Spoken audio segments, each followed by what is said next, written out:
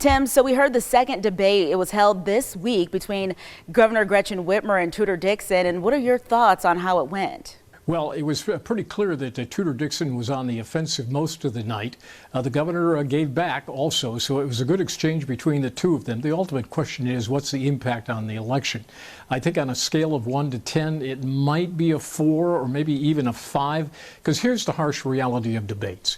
If you go into this debate liking Gretchen Whitmer, you obviously came out liking Gretchen Whitmer. Ditto for Tudor Dixon. So that leaves the undefined, undecided mass in the middle, which is really not a mass at all. It's about 3 to 6% of the people who have been on the fence. Some of those folks will never vote, so they're out of the equation. Some of them will vote for a third-party candidate, which leaves an even smaller number that it could have been impacted by this debate. Now, if you believe the polls that the governor has about a 6-point lead, let's say that the 2% of people that were undecided that are available to vote go to Dixon.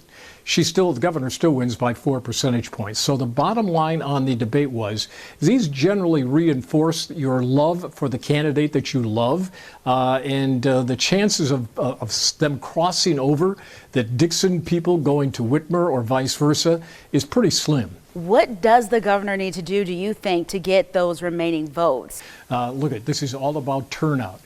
This is about knocking on doors. This is about making phone calls. This is making sure that the troops are motivated to show up at the polls. Now, the Democrats have a slight edge here in that the number of absentee voters in Michigan are probably going to be about 50% of the total vote count on election night.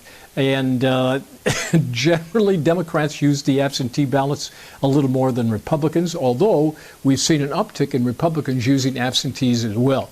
So that could be the deciding factor here. And what are your thoughts about the possibility of delayed results after Election Day? The state passed a law that allowed local clerks to tee up the absentee ballots 2 days before the election so that they could quickly count them on election night. Well, come to find out, Secretary of State Benson says the law's not going to work. In fact, only 19% of the jurisdictions in Michigan are going to use this new law. So do the math. If you've got about 2 million absentee votes and they're not teed up to be counted on election night, how long will it take to count absentee ballots numbering 2 million or less? Apparently, the Secretary of State says it'll take a full day, and we'll have the full election results the day after the election, around maybe 8 o'clock or a little bit sooner. In other words, your anchor people on election night are not going to call a lot of these races because they simply won't be able to do it.